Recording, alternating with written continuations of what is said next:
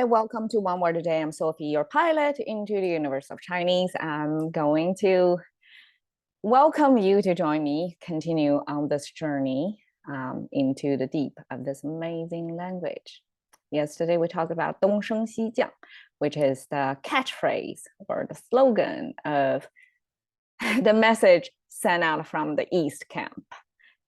Communism, China, and the presidency of China make this claim of the East is on the rise, but the West, which just means all the democratic world, are going downward.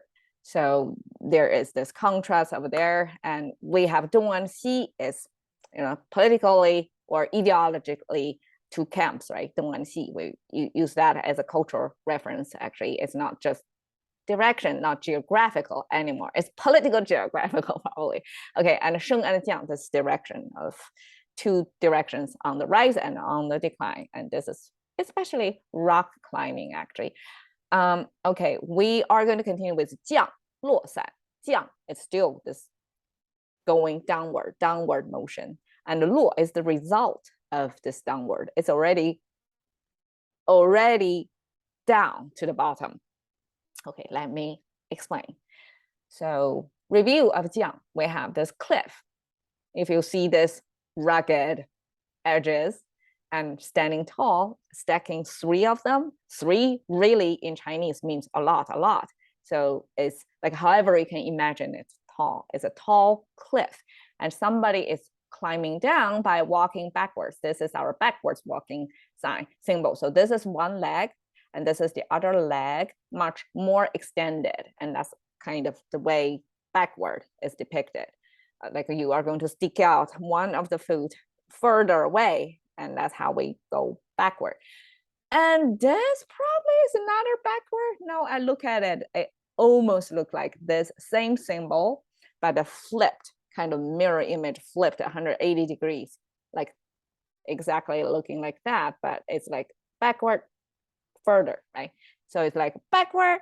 That means you're climbing down from the cliff, right? So that's how the fall was depicted. It's mountain climbing, but downward climbing. Okay, 落 is plant-based. Chinese is a agriculture-based culture, and we have this plant symbol often seen. So we have this plant, and two of them. Two is enough to show this is something related to plant-based character. Okay, so we have the left, this 5 strokes, right, with the main stream in the middle, and then you have 2, 2, and 2, 2. That's total 5 strokes, eventually simplified into 3 dots there to show it's stream, something fluid flowing. Just visually, you can see that, right? And then again, the backward walking. And this is our mouth symbol. The mouth symbol means somebody is saying something, right? And this backward walking is interesting. This is like going against that order. You're kind of tracking backwards. You're not following the direction. You are in disagreement. You're having your own thought. And so indeed, this backward walking plus this mouth, this speaking symbol, these two stack up together. Now that's pronounced as 个. That means separation, like you have your individual interest. You're not following in the same direction. And then we have this water sign. So water sign plus this 个 sound is a meaning maker on the left, sound maker on the right. So 个 was used then with this water sign to mean a specific river in China back then. So that's the type of river, the name of the river, property name, okay? And then we have this plant symbol on the top. So it's plant-based, but it depicting the behavior of the plant, which is related to the water and have the separation in there. Even if people may just tell you the top is the meaning maker, the bottom, the whole thing is a sound maker. I want to make it even more meaningful by unpacking even the sound maker to try to make the sound as the meaning maker. Here is how I explain it. the whole image actually is talking about the fall, the departure of the leaves from the plant, from the tree, or the flowers from the branches. So this is the action and the result of like they are separated. So we have this separation there, right? So we don't have to care about the mouse because that means the intention, the speaking, the direction, right? And then there is this separation, this backward walking. That's the separation. And then we have water sign and the plant, because picture that image of a tree with flowers, and the flowers are going to, at some point in their journey, flowers lifespan, right, going to separate from the branch and going to fall into the water. And actually in Chinese, we do have this 落花有意,流水无情, this image that the flowers are dropping to the stream, like intentionally want to get close to the stream, but the stream keeps flowing, indifference to the intention of the flower. That's kind of very poetic expression to say unrequited love. So it's like the flower really are into the stream, like they want to get close, you know, be together with the stream, but the stream is disregarding the intention and they keep flowing.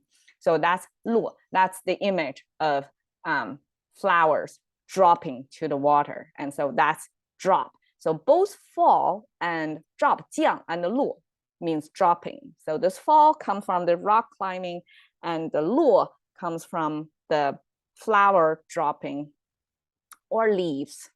So that's the fall image, right? In English, actually, that's the fall season when plants are going to separate, have a certain separation going on. So that's the two character. And then we have 伞, umbrella.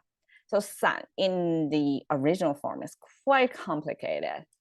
I like the contemporary form better because that looks just like the sun, the contemporary sun structure. We have this canopy on the top, and then we have this beams of structures that connected the canopy, kind of prop it up, wide open it, right? And then we have this horizontal kind of the holder of the sun, right? Umbrella, and then we have the handle to hold it.